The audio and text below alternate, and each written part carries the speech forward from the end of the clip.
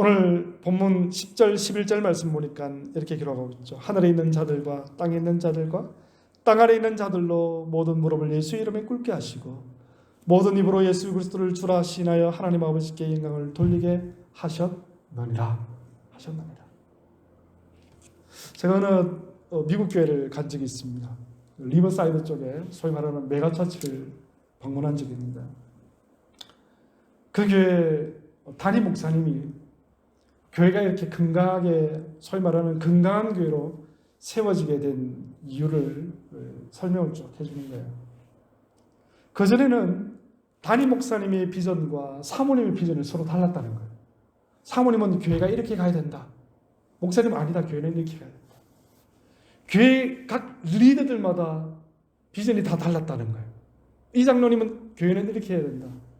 저 장로님은 교회는 이렇게 해야 된다. 서로 다 나뉘어지는 거예요. 그래서 이제 새로운 목사님이 부임을 하시면서 모든 리더십과 함께 이제 말씀을 공부하면서 같이 마음을 모으기 시작합니다. 그러면서 그 목사님이 하시는 말씀이 우리 교회는 선택과 집중을 통해서 교회가 건강하게 되었노라고 말하는 것을 들었습니다. 중구난방이었어요. 선교도 멕시코, 남미, 러시아. 그런데 그 목사님께서 딱 통일을 합니다. 인도. 우리 교회가 섬길 인도. 마치 우리 H&M이 베트남과 미얀마와 라오스를 전략적으로 트라이앵글로 섬기듯이 그렇게 선택과 집중의 사역을 통해서 모든 성도들이 한 곳에 한 방향을, 한 비전을 바라보게 교회를 세웠더니 교회가 건강한 교회로 빌드업됐다라고 말하는 것을 제가 들었습니다. 리버사이드에 있는 프렌즈 처치라고 아주 건강한 교회, 제가 아주 좋은 모델로 생각하는 교회입니다. 사랑하는 성도 여러분, 하나가 되는 공동체는요, 같은 것을 바라보는 거예요. 심지어 우리 가정 공동체도 마찬가지입니다. 남편과 아내가 서로 다른 것을 바라본다면요, 동상이몽을 꿈꾼다면 그 가정은 항상 큰 소리가, 삐걱거리는 소리가 날 수밖에 없을 것입니다. 오늘 본문의 말씀 보니까 자기 영광이 아니라 하나님의 영광을 위한, 자기 영광이 아니라 하나님의 영광을 위해서. 11절 말씀 보니까 사도 베드로가 이렇게 고백합니다. 모든 입으로 예수 그리스도를 주라 시인하여 하나님 아버지께 영광을 돌리게 하셨나니라.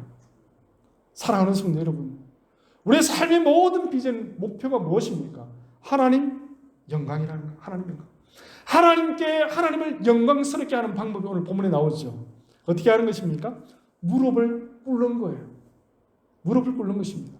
하나님 이름 앞에 무릎 꿇으면요, 하나님 영광 돌리는 거예요. 거창한 거 아닙니다, 여러분. 우리의 전 재산을 드리거나 하나님 우리의 인생을 하나님 앞에 거창한 우리의 무릎을 꿇으면요, 하나님 영광 받으신다라고 말씀하고 있는 거예요. 오늘 본문의 말씀 보니까 하늘에 있는 자들과 10절, 땅에 있는 자들과 땅 아래에 있는 자들. 하늘에 있는 자는 누구를 말합니까? 공중권세 잡은 자 또는 천사, 하나님의 성도들, 땅에 있는 자들, 이 세상에 숨을 쉬는 자, 코로 기식하는 모든 자, 땅 아래에 있는 자, 사탄, 죽은 자. 그러니까 하늘과 땅과 땅 아래에 있는 모든 권세들이 누구 앞에 무릎을 꿇는다는 것입니까? 예수 그리스도 앞에 무릎을 꿇는다는 거예요. 그때 하나님 영광 돌리는 것입니다. 예수님께서 사랑하는 성도 여러분, 우리에게 요구하시는 것이 무엇입니까? 예수 그리스도의 권세 앞에 무릎을 꿇으라는 거예요. 나의 힘으로, 나의 능력으로 사는 것이 아니라 나의 꼿꼿한 허리로, 나의 뻣뻣한 목으로 삶을 살아가는 것이 아니라 하나님 앞에 무릎 꿇으라는 것입니다. 나의 목이, 나의 허리가 유연해지라는 거예요. 유들유들해지라는 것이죠. 말씀 앞에 언제든지 꿇어질 준비, 말씀 앞에 언제든지 무릎 꿇을 준비가 되어 있는 자가 되어야 된다는 것입니다. 그리스도인은요, 자신의 삶의 정권을 이양하는 것입니다. 무릎 꿇는다는 것은 바로 그것입니다. 나의 모든 권한을 당신에게 드립니다라고 고백하는 행위가 바로 무릎 꿇는 거예요. 오늘 본문의 말씀 보니까 또한 뭐라고 말씀하고 있습니까? 11절 말씀 보니까 모든 입으로 예수 그리스도를 주라 시나 주라. 헬라어로 주는 kyrios라고 말하는데요. kyrios는 법적인 주인을 말합니다. 법적인 주인. 여러분 한자를 보면요, 주자가 이 불꽃 주자 점 하나 찍고 임금왕자지 않습니까? 임금왕자. 여러분 잘 아시다시피 한자는 상형 문자입니다. 임금왕자의 불꽃 주자. 그러니까 어두운 방에 불을 중심으로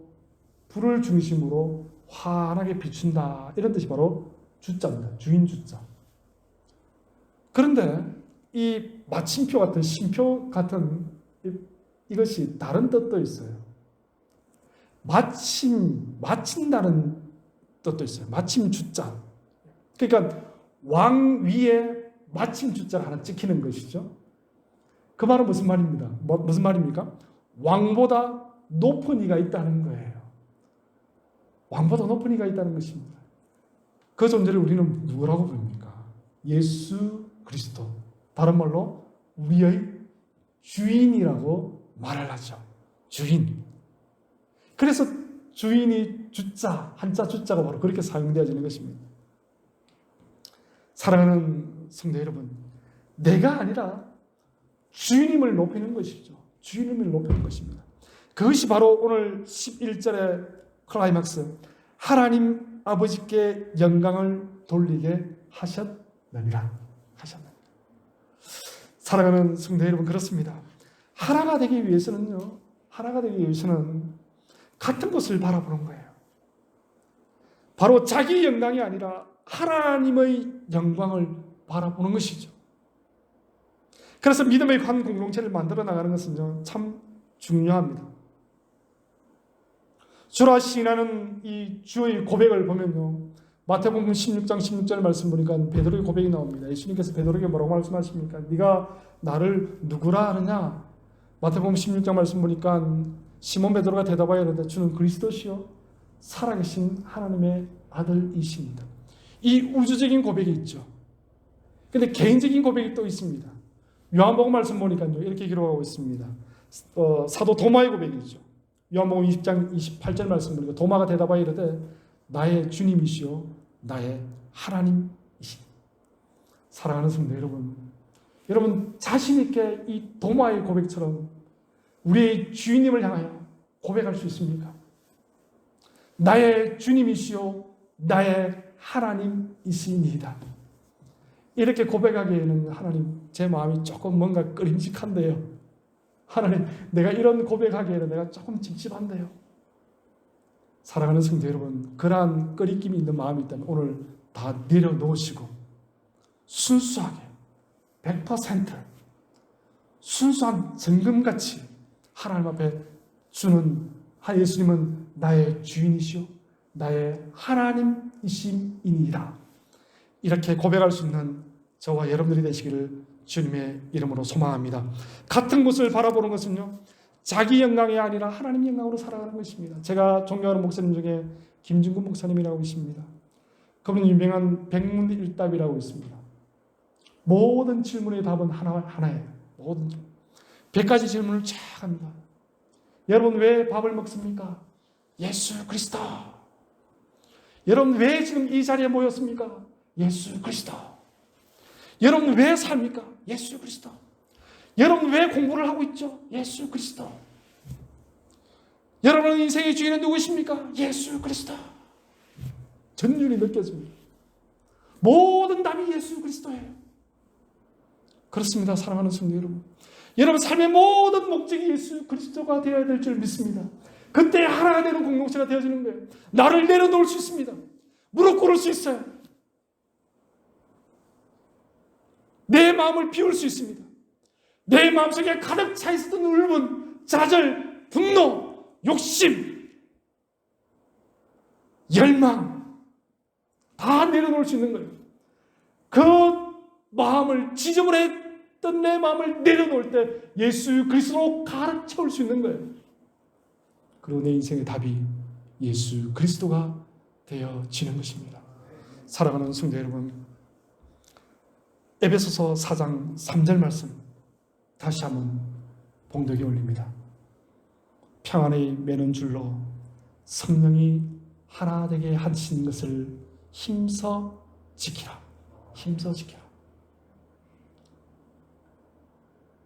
이번 반주간의 삶 살아갈 때 우리 소망의 모든 성도님들, 예수 그리스도께서 하나 되게 하신 여러분 가정 공동체, 생업의 공동체, 교회 공동체 든든하게 알뜰하게 챙기시는, 그래서 예수 그리스도가 여러분 인생의 답이 되게 하는 복된 반중간의 삶이 되시기를 주님의 이름으로 소망합니다. 우리 다 같이 기도하시겠습니다.